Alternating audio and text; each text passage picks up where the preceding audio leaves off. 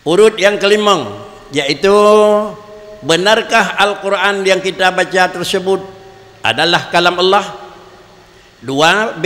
Bagaimana akidah orang yang menganggap bahwa Al-Quran yang kita baca itu merupakan kalam hakikat adapun kalam-kalam Allah? Kesimpulan, yang pertanyaan rak mirip lagi ada puno Qurannya menyatakan yang kena maklum bangkatnya menyatakan yang kalam Allah, ya ataupun salah? Atau kemudian bagaimana pula yang maksud dengan adalah Quran yang kita baca, atau bagaimana yang maksud dengan Quran yang dengan kalam Allah? Dua hal tersebut insyaallah penjelasan disampaikan oleh Abi di luangan. Mudah-mudahan penjelasan ini pula sudah dua penjelasan. Yang pertama adalah Abi di Palu Gading, dan yang kedua adalah Abi di luangan, merupakan adalah penjelasan yang menyangkut dengan akidah.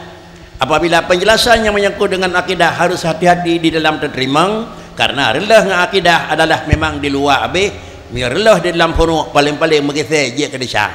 Demikian, mudah-mudahan Abi akan memberi penjelasan. Assalamualaikum warahmatullahi wabarakatuh. Alhamdulillah, alhamdulillahirabbil alamin, wa bihi nasta'inu ala umuri dunya waddin, wassalatu wassalamu ala sayyidina Muhammadin wa ala alihi wa ashabihi ajma'in, amma ba'du. Yang ulun tua muliakan, yang pertama Abu di Belanjrun, dan juga Walid di Samalanga, dan juga Abu dan seluruh para abu, para pematri, pada uro yang berbahagianya, dan juga kepada Bapak PJ Bupati dan juga dan seluruh jajarannya, dan Bapak Camat dan seluruh jajarannya, dan Tengku Gesi dan Tengku Imam, dan seluruh para jamaah muzakarah pada uro yang mulianya, dan kepada seluruh kaum ayah dan kaum mak yang dirahmati Allah. Sebenarnya hanali tak payah tak pegah li ya, kasib tak pegah lewalid. Maka karena dasar permintaan terpaksa yang ini pegah lewalid yang kabih memandu kalengkap. Nah, maka dalam halnya sebagai ta'adub antara ulun tuan sebagai sirul murid daripada walid, maka walid mungkin tersirat dalam hati untuk menyampaikan ulun tuan sampaikan. Permasalahan yang terjadi dalam masyarakat memangnya sering terjadi. Apakah itu Al-Quran benar kalamullah, adakan dan sebagainya. Maka dalam hal tersebut ada dua persoalan. Benarkah Al-Quran yang kita baca tersebut itu adalah kalamullah? Itu persoalan yang pernah. Yang tanya baca-bacaan punya kalamullah bukan? Sebab beredar dalam masyarakat bermacam-macam tentang pemahaman-pemahaman mungkin akan yang disampaikan oleh orang-orang tertentu. Jawaban yang pertama, dari kesimpulan ini, dari beberapa kesimpulan yang tersebut di dalam kitab-kitab, ya, bahwa Al-Quran itu adalah kalamullah. Kalamullah, kata-kata kalamullah itu sendiri merupakan lafaz mustarak, memiliki dua makna. Yang pertama Al-Quran dan sifat kadim. Al-Quran dan sifat kadim. Sehingga dengan demikian, sebagai keterangan di dalam Labbil Usul ya, li Syekh al-Islam, li Syekhul Islam, yaitu Abi Haya Zakaria Al-Ansari sampaikan Alkitab Al-Quran lafdun wa lafdun munazzalun ala Muhammadin, kemudian wa mu'jizun muta'abbadun bi tilawati. Al-Quran yang kita baca ya di dalam Labil Usul adalah lafdun munazzalun ala Muhammadin, lafaz yang geputreun atih Muhammad. Siapa yang menyampaikan? Jibril, ya, Jibril. Sedang Rasulullah umpamanya di Arafah, ya, pada Haji Wada turun ayat yang berkenaan al-yauma akmaltu lakum dinakum dan sebagainya. Begitu pada persoalan yang ditanya li urang kafir Quraisy, Muhammad Tuhan kata lengkalan rayu tat hayu tat tiga tat, apakah daripada besi, daripada tembaga dan lain sebagainya. Muhammad hanan jauh, karena pada dasarnya Muhammad adalah la yantiqu anil hawa in huwa illa wahyun yuha, sehingga dapat datang Jibril menyampaikan qul huwallahu ahad Allahus samad lam yalid walam yulad walam yakul lahu kufuwan ahad. Itu adalah lafzun munazzalun ala Muhammadin. Siapa yang menyampaikan? Yaitu Jibril. Maka dengan demikian Al-Quran benar-benar adalah lafzun munazzalun. Juga di dalam kitab Fathul Majid, yaitu Muhammad An-Nawawi bin Umar Al-Jawi berkata, qala ba'dhuhum, berkata oleh ba'dhuhum, terus tak artikan mantang, sesungguh kalam Allah hakikat itu adalah sifatun qadimatun qaimatun bizatihi ta'ala. Ya, kalamullah yang pada hakikatnya yaitu sifatun qaimatun bizatihi ta'ala, satu sifat yang wajib ya bersifat pada zat Allah yang secara hakikat. Adakala secara majazan huwal lafdul lati ya taqra'uha, dianya Al-Quran itu adalah lafaz yang sering-sering kita bacakan, baik untuk pribadi ataupun untuk taklim kepada santri-santri, kepada anak-anak dan sebagainya.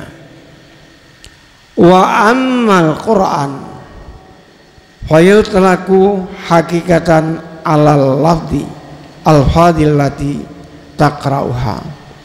Kesimpulan sementara Al-Quran ditelakkan, dipakai pada hakikat arti lafaz-lafaz yang kita baca, dan majaz arti sifat qadimah. Jadi kita pakai secara makna hakikat boleh, ya, secara yang kan hakikat secara bimbabil majaz juga demikian.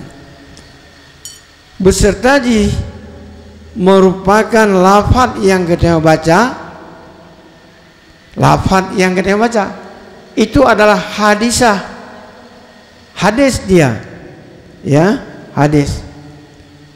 Hana harus bahwa kita katakan Al-Quran itu hadis, hanjat akun memang hadisah tapi hanjat akun, terkecuali pada makam ta'lim, pada makam untuk tapurno, tak ajarin anak-anak min, tak ajarin kepada urun tua dan sebagainya, sehingga dia nyatakan demikian, yaitu mim babil mazat, ada sifat kadimah dengan zat Allah Ta'ala, dengan sesuatu yang telah tak pahami dari para itlaq. Demikian Al-Quran itu hadis bahwa sifat kadimah dengan zat Allah Ta'ala itu mengatakan tidak boleh kita katakan hadis. Kemudian juga tersebut di dalam dusuki. Dalam dusuki bermakna ketahuilah bahwa kalamullah diitlaqkan atih kalam kadim yang dengan zat Allah Ta'ala, dan juga di dalam dusuki itlaq atih kalam lafzi yang dibacakan dengan makna sesungguh Allah Ta'ala menjadikan akannya walaisa, dan tidak ada bagi seorang pada pada asal tarkibnya itu usaha. Oleh karenanya maka paman takallama, siapa orang angkara, siapa orang yang mengingkar bahwa antara apa yang tertulis dalam mahab itu adalah kalam Allah, maka qad kafara, terkecuali dikehendaki bahwa laisahum tidak laisahwa sifatul kadimah, kan sifat kadimahnya kan sifat kadim dengan zat Allah Ta'ala dan beserta keadaan lafan. Artinya yang kita baca itu hadis, tidak harus bahwa kita katakan Al-Quran itu hadis, terkecuali pada makam ta'lim hingga seterusnya. Jadi kesimpulan persoalan yang pertama, lanjut kita katakan bahwa Al-Quran itu adalah hadis. Kemudian yang kedua, bagaimanakah itikad orang yang menganggap bahwa Al-Quran yang kita baca itu merupakan kalam hakikat Allah? Kalam hakikat Allah. Jawaban terhadap orang yang menganggap Al-Quran yang kita baca merupakan kalam hakikat Allah, maka orang tersebut termasuk dalam pemahaman yaitu Mu'tazilah. Bahkan pemahaman Mu'tazilah dikarenakan orang tersebut menganggap hakikat kalam Allah berhuruf dan bersuara, yang kerenan akibat daripadanya. Dalam Tuhfatul Murid ada jawahir bagi Syekh Ibrahim bin Muhammad Al-Bajuri, menyatakan i'tikad olehmu wahai mukallaf, bertatiikun akan tanazzuh Al-Quran dengan makna kalam Allah Ta'ala daripada terjadi hudus. Tak bersihkan bahwa kalam Allah kan hudus, bertanggap itu bersih. Sebaliknya bagi Mu'tazilah berpendapat dengan hudus kalam, dengan alasan mereka mendakwa bahwa lawazim daripada kalam berhuruf, bersuara. Demikian itu mustahil ada Allah Ta'ala, itu mustahil ada Allah Ta'ala. Jadi dalam hal tersebut hanya terjadi huruf dan hana terjadi suara. Akan tetapi mereka-mereka yang berkata demikian itu telah mensyarikatkan Allah. Ya, sehingga ya suara manusianya kasama dengan Allah. Di dalam kitab yaitu Kifayatul Awam bagi Syekh Ibrahim bin Muhammad bin Ahmad Asy-Syafi'i Al-Badri mengatakan wahdaniyah, ya, fal wahdaniyatul wajibatu lahu ta'ala.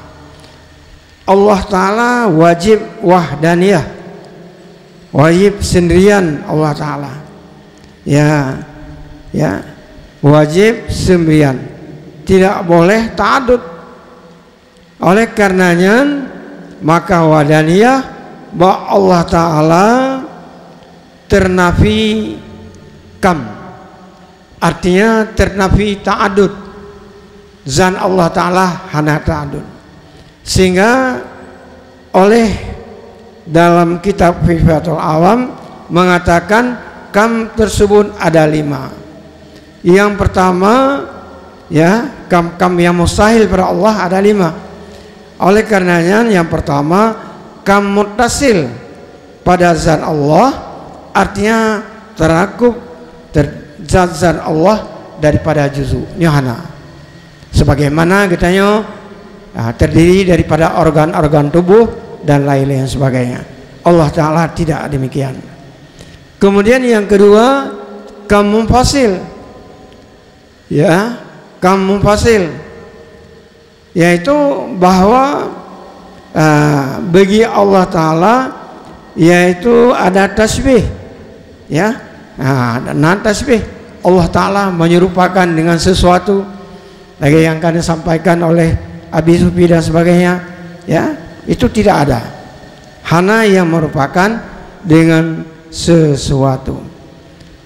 Kemudian kam mutasil pada sifat, bahwa bagi Allah Ta'ala itu mendapatkan 2 kudrah, hana, ya, hana terjadi 2 kudrah pada Allah.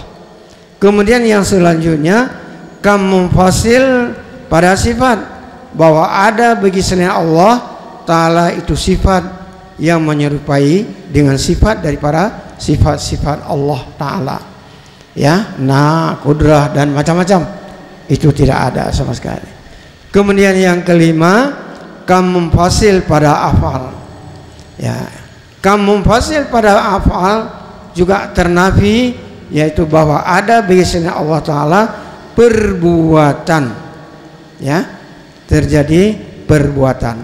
Jadi dalam hal tersebut kam yang 5-nya merupakan untuk menafikan wahdaniyah yang wajib bagi Allah Ta'ala, bahwa adanya memandum hana. Jadi oleh karenanya lagi kita bicarakan hal-hal yang bertentangan. Ya, mungkin enam yang dapat kita simpulkan bahwa segala sesuatu Allah Ta'ala wajib wahdaniyah, sekalipun ada pendapat-pendapat yang mengatakan musyarikat, ya, jadi karena demikian baik sampai gitu ya jid ke syirik ataupun orang yang bersyarikat Allah Subhanahu wa Ta'ala. Kemudian juga baik sampai kita tak ikut sikap-sikap Mu'tazilah, karena Rasulullah mengatakan yang bermakna bahwa umalun memandum dalam surga, dalam arti istilah umalun 70 leboh partai, ya, satu partai yang benar yaitu Ahlus Sunnah wal Jamaah, selain daripadanya adalah mandum dalam neraka.